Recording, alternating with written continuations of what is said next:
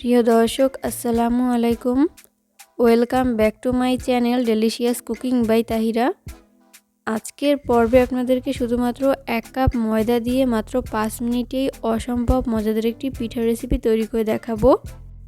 আর এই মেহমান পাগল করা এই রেসিপিটি একবার বাসায় তৈরি করলে বারবার তৈরি করার রিকোয়েস্ট আপনাদের কাছে আসতেই থাকবে। তো চলুন দর্শক রেসিপিটি দেখে নিচ্ছি শুরু থেকে শেষ পর্যন্ত।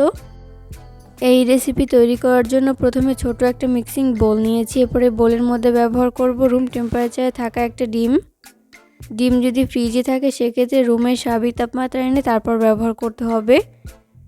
এরপর আমি এখানে বড় একটা বাটি নিয়েছি। এরপরে বাটির মধ্যে ভেঙে রাখা ডিমটি দিয়ে দিচ্ছি। আমি এখানে বড় সাইজের একটি ডিম ব্যবহার করেছি, আপনারা চাইলে ছোট সাইজের 2টি ডিমও ব্যবহার করতে পারেন। এরপর ব্যবহার করব 1/3 কাপ পরিমাণ চিনি। মিষ্টিটা স্বাদ অনুযায়ী বাড়িয়ে কমিয়ে অ্যাড করতে পারেন। এরপর ব্যবহার করব স্বাদ মতো লবণ। এরপর এই সমস্ত উপকরণগুলোকে হ্যান্ড উইক্সের সাহায্যে খুব ভালো মতো বিট করে নিব। এই উপকরণগুলোকে আমি ততক্ষণ বিট করে নিব যতক্ষণ না পর্যন্ত ডিম আর চিনি খুব ভালো মতো গলে মিশে যায়।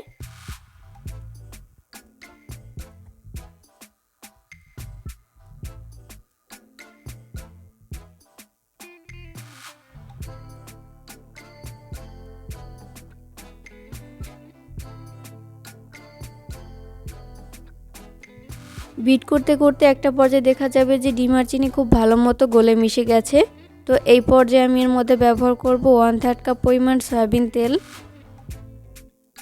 তেল দিয়ে আবারও 1 মিনিটের মতো খুব ভালো মতো বিট করে নিচ্ছি।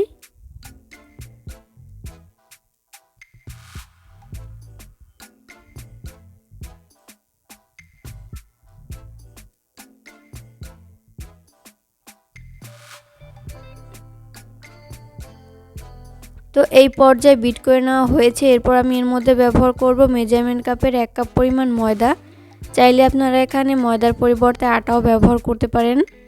এরপর হাতের সাহায্যে খুব ভালো করে মিশিয়ে নিচ্ছি। চাইলে কিন্তু আপনারা এখানে বেকিং পাউডারও ব্যবহার করতে পারেন।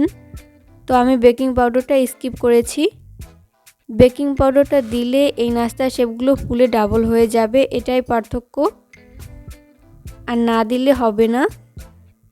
তো মাখাতে মাখাতে আরও কিছুটা ময়দার প্রয়োজন, তাই আমি এখানে আরও হাফ কাপের মতো ময়দা ব্যবহার করছি। এরপর আবারও খুব ভালো করে মিশিয়ে নিচ্ছি। বড় সাইজের ডিম ব্যবহার করার কারণে আমার এখানে হাফ কাপের মতো ময়দা লেগেছে, আপনাদের কম বা বেশি লাগতে পারে।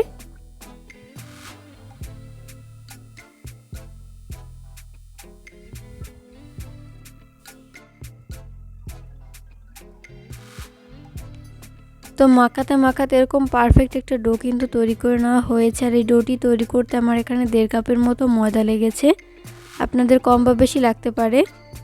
এরপর নাস্তার শেপগুলোকে সমান করার সুবিধার্থে আমি এখানে টেবিল চামচ ব্যবহার করছি। সামান্য পরিমাণ তেল মেখে এখান থেকে অল্প অল্প করে মিশ্রণ নিয়ে নিচ্ছি।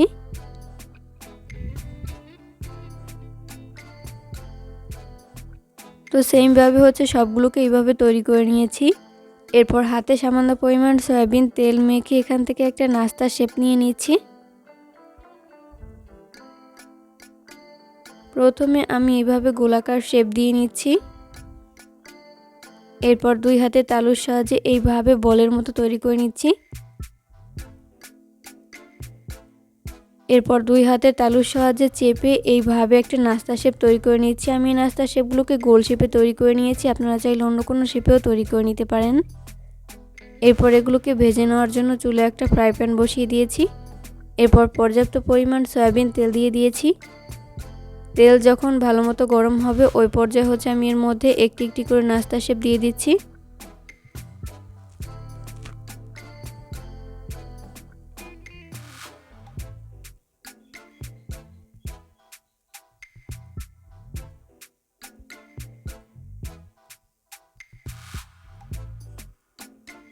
প্রথম ব্যাচে যতগুলো নাস্তা শেপ ধরে আমি ততগুলো দিয়ে দিয়েছি, বাকিগুলোকে পরের ব্যাচে ভেজে নিব।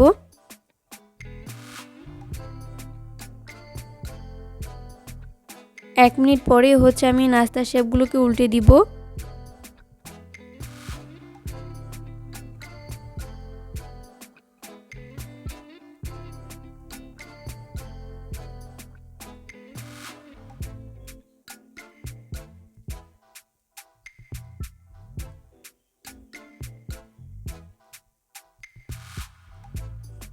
এরপর 2 মিনিট পরে হচ্ছে আমি আবারও এই নাস্তার শেপগুলোকে উল্টে দিব অপর পাশটি ফ্রাই করে নেওয়ার জন্য। এই পর্যায়ে অবশ্যই চুলার আঁচ মিডিয়াম ফ্লেমে রেখেই নাস্তার শেপগুলোকে ফ্রাই করে নিতে হবে। এতে করে 2 পাশ ভালো মতো কুকড হতে পারবে। কোনোভাবেই চুলার আঁচ হাই ফ্লেমে রেখেই নাস্তার শেপগুলোকে ফ্রাই করা যাবে না। সেক্ষেত্রে উপর থেকে খুব দ্রুত কালার চলে আসবে, তবে ভেতরটা ভালো মতো কুকড হবে না, তাই লো আঁচে ভেজে নিতে হবে। উল্টে পাল্টে নাস্তার শেপগুলো যখন 2 পাশ খুব ভালো করে ভেজে নেওয়া হবে, ওই পর্যায়ে হচ্ছে আমি নাস্তার শেপগুলোকে তেল ঝরিয়ে তেল থেকে উঠিয়ে নিচ্ছি। সেমভাবে হচ্ছে আমি বাকি নাস্তার শেপগুলোকেও ভেজে নিব। তো এই পর্যায়ে আমার সবগুলো নাস্তার শেপ ভেজে উঠিয়ে নেওয়া হয়েছে। এগুলোকে আমি একটা প্লেটে তুলে নিয়েছি। চেষ্টা করেছি রেসিপিটি সহজভাবে শেয়ার করতে। আশা করছি বরাবরের মতো আমার আজকের রেসিপিটিও আপনাদের কাছে সহজ এবং ভালো লেগেছে। রেসিপি ফলো করে অবশ্যই বাসায় ট্রাই করবেন।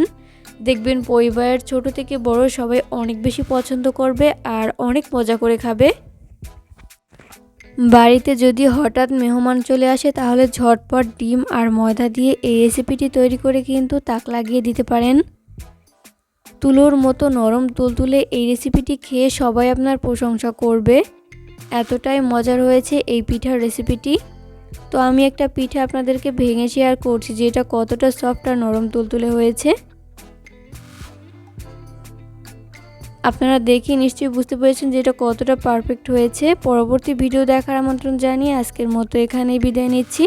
সবাই অনেক বেশি ভালো থাকবেন। আল্লাহ হাফেজ।